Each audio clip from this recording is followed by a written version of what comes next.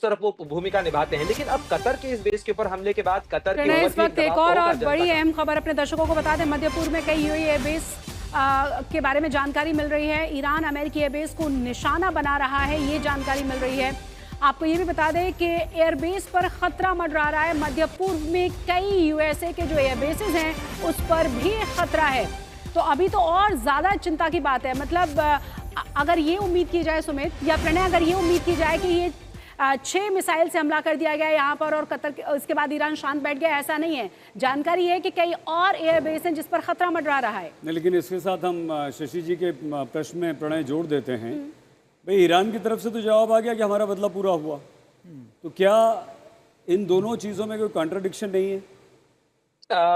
देखिए, अभी इन बयानों को थोड़ा और फ़िल्टर हो जाने के लिए देखना हमें इंतज़ार करना होगा, लेकिन ये बात सही है। ईरान जो है, वो भी एक क्लोज़र चाहता है। ईरान की तरफ से जो बयान आया है, उसमें कहा गया है कि हमने उतनी ही मिसाइलें दागी, जितनी कि अमेरिका की तरफ से ईरान के ऊपर दागी गई थी। यानी करीब जो 6 मिसाइलें, जो 6 बम न्यूक्लियर फ़ैसिलिटीज़ के ऊपर गिराए गए, लगभग उसी तरीके से उतना ही बारूद या उतनी ही जो मिसाइलें हैं, वो दागी गईं कतर के इस अल उदैद बेस के ऊपर। ये ईरान की तरफ से कहा जा रहा है। जैसा अभी वहाँ पर मीटिंग चल रही है, डोनाल्ड ट्रंप इस मीटिंग के अंदर क्या असेसमेंट करते हैं, वो इसको क्या यहाँ से यू टर्न लेना चाहेंगे, क्या यहाँ से वो रुकना चाहेंगे। चीजें बहुत कॉम्प्लिकेट हो गई हैं ईरान के इस एक्शन के बाद से। इस चीज से इनकार नहीं किया जा जी। सकता, क्योंकि ये लड़ाई जो है वो अब केवल ईरान इजराइल के बीच की नहीं है। इसमें बयानों में भी अमेरिका और ईरान सामने नहीं है, बल्कि कतर भी है। साथ ही कुवैत के अंदर अलर्ट की खबर आ रही है, यूएई के अंदर चिंता है, बहरीन के अंदर जो है वो लगातार अलर्ट जारी किया गया है। हालांकि ईरान की तरफ से अभी न तो बहरीन पर किसी तरीके का कोई अटैक किया गया है, न कुवैत के ऊपर कोई वार किया गया है। इराक को लेकर रिपोर्ट्स जरूर आई हैं सामने कि इराक के अंदर जो अमेरिकी बेस है उसे टारगेट किया गया है, लेकिन वो भी अभी कॉन्फर्मेशन अमेरिका की तरफ से नहीं किया गया है, तो उसका इंतजार करना चाहिए। लेकिन ये बात आपकी बिल्कुल ठीक है कि इस मामले को लेकर क्या ईरान इसे खत्म कर देगा। अपनी तरफ से आया उसका ये बयान क्या ये संकेत देता है कि ईरान की तरफ से बदला पूरा हो गया, अब ईरान इसे बढ़ाना नहीं चाहता है। लेकिन अगर ऐसा है सईद, तो फिर ईरान को ये कहने की क्या जरूरत पड़ी कि वो हमले अभी और जारी रहेंगे, क्योंकि इसमें कॉन्ट्रडिक्शन है अभी बहुत सारे। तो मुझे लगता है कि इसके अंदर हमें ये देखना होगा, things will be judged by action on ground. जमीन पर क्या हो रहा है उससे इन चीजों का आकलन ज्यादा होगा, क्योंकि बयानों में हमने बहुत सारी चीजें देखी। ट्रंप 2 हफ्ता लेने वाले थे, लेकिन उन्होंने जल्दी से ये कार्रवाई कर दी। ईरान ने कहा था बिल्कुल। कि वो बढ़ाना नहीं चाहता है, लेकिन जमीन के ऊपर एक्शन होता हुआ हमें नजर आ रहा है। जी प्रणय, बने रहे आप हमारे साथ। अशरफ, क्या ये साफ हो पाया कि कतर में नुकसान कितना हुआ है? जिस तरीके से जिस एयरबेस को निशाना बनाया गया है उसके आसपास बहुत अफरा तफरी मच गई थी, जो जानकारी मिली। बिल्कुल, अफरा-तफरी तो मचनी थी क्योंकि जो खैबर मिसाइल जो सबसे ताकतवर मिसाइल है, उनका इस्तेमाल किया गया था, लेकिन पहले बताया गया था कतर को, और कतर से जो है इस हमले को लेकर कतर को जानकारी दी गई थी, उनको कॉन्फिडेंस में लिया गया था।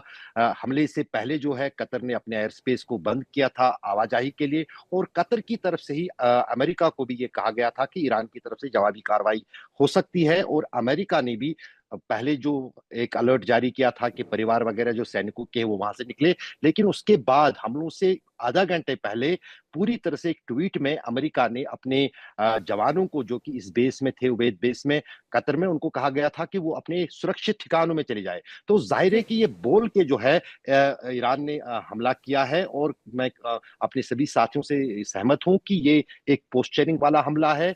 और मेरे हिसाब से अब अमेरिका ने जो बमबारी की, उन्होंने भी एक सिंबॉलिक ही ज्यादा किया था, क्योंकि वहां से रिएक्टर्स और जो फ्यूजेस थे वो हटाए गए थे फोर्दो न्यूक्लियर बेस से। तो कहीं ना कहीं जो है इसी तरह की जवाबी कार्रवाई है, फेस सेविंग है दोनों देशों के लिए।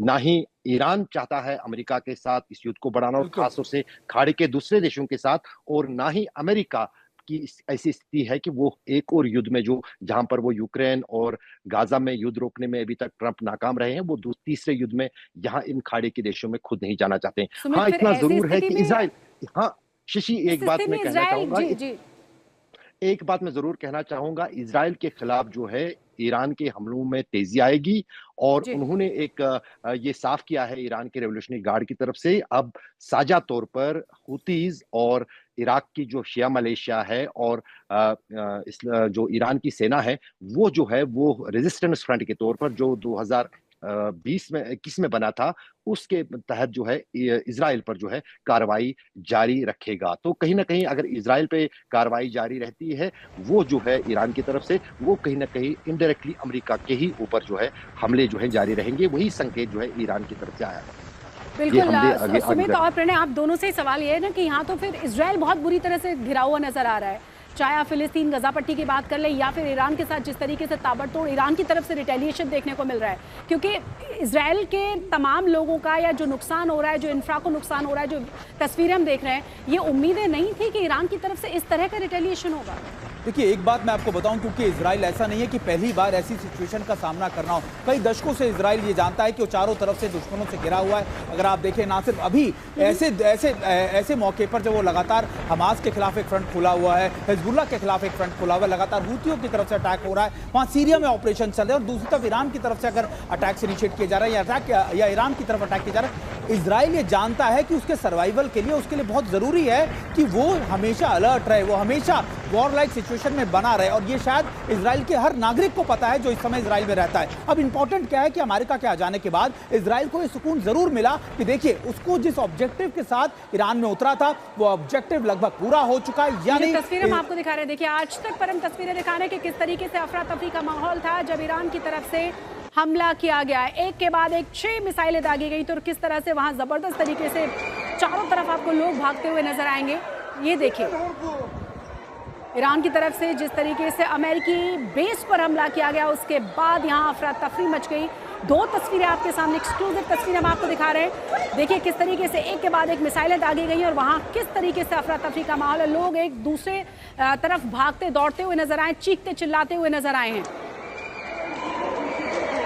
देखिए, हम आपको तस्वीरें भी दिखा रहे हैं और आपको बता रहे हैं कि कैसे ईरान के इस अटैक ने पूरे मिडल ईस्ट के अंदर एक तरीके से आप कह सकते हैं कि हड़कंप मचा दिया, अलर्टनेस पर है। सारे अमेरिकी बेसिस को अलर्ट कर दिया गया मिडल ईस्ट में, चाहे वो आप कह सकते हैं कि सऊदी हो, कतर हो, बहरीन हो, या सीरिया के अंदर बेसिस हो, इराक के अंदर हो, हर जगह पर इस तरीके की अलर्टनेस। और ये तस्वीरें भी ये दिखा रहे हैं कि कैसे समय कतर में पैनिक मच गया जब इस तरीके की मिसाइलें दागी गई। और ईरान की तरफ से ये कहा गया कि हमने ये उसी तरीके की, उतनी ही क्वांटिटी में हमने मिसाइल दागी थी जिस तरीके की, जितनी क्वांटिटी में मिसाइलें हमारे 3 बेसिस पर अमेरिका की तरफ से दागी गई। यानी एक सिंबॉलिक भी है कि हमने भी अब रिटेलिएशन किया है, हमने भी अमेरिका के सबसे बड़े बेस जो मिडिल ईस्ट में है उस पर अटैक कर ये जवाब दिया है, अमेरिका को भी और इजराइल को भी।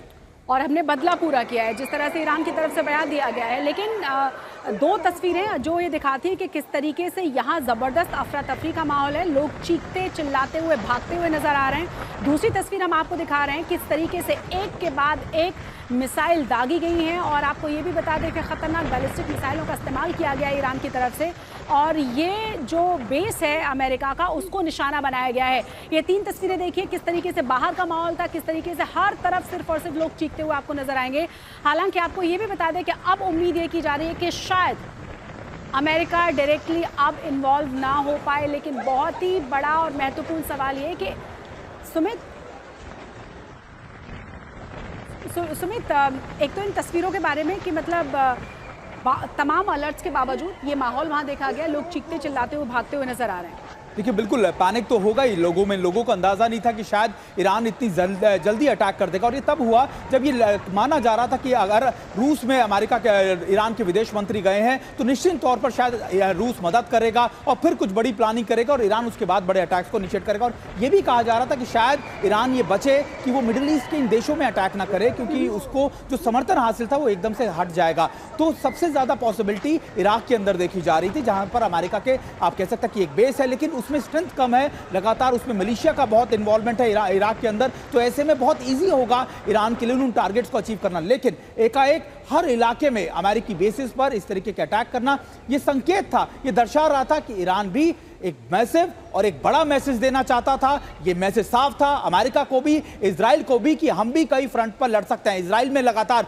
ईरान के हमने हमले देखे, कैसे तेल अवीव हो, हाइफा हो, या अलग अलग इलाकों में एशडोद के अंदर आज अटैक किए गए। और उसी के साथ आज रात में एक बार फिर से ईरान की तरफ से बड़े अटैक्स किए गए अमेरिकी बेसिस पे, और शायद उतनी ही मिसाइलों का इस्तेमाल करके जितनी मिसाइलों का इस्तेमाल अमेरिका ने ईरान के खिलाफ किया था। तो ये एक संकेत था, एक मैसेज था दोनों को ही कि अगर आप जंग बढ़ाना चाहते तो ईरान भी तैयार है, और ईरान इस समय जानता है कि अगर वो ऐसा नहीं करता तो उसका सर्वाइवल बहुत ज्यादा मुश्किल हो जाएगा।